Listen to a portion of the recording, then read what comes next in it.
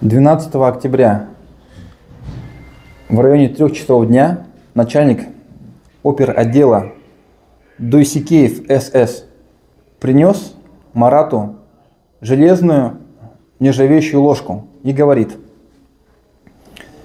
я дам тебе ложку, чтобы ты больше не жаловался, что мы заставляем вас приносить ложки с дома. Здесь на ложке имеется специальная метка, а именно просверленная дырка на ручке. Когда он ушел, другие заключенные сказали Марату ни в коем случае не пользоваться ей, так как дырка на ложке обозначает обиженный. Марат понял, что это идет очередная провокация со стороны администрации колонии. Он согнул ложку и пошел в оперотдел.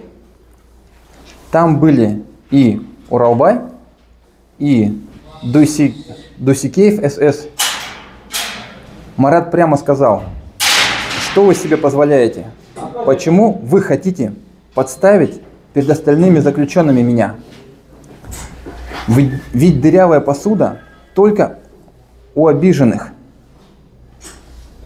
И Марат предложил им поесть с этой ложки при нем. Они, естественно, отказались. Затем пришли два смотрящих от администрации, которые тоже отказались есть этой ложкой.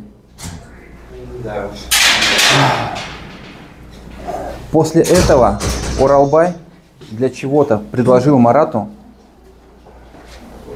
пройтись, посмотреть в так называемый гарем. Марат ответил Уралбаю, чтобы он шел туда сам.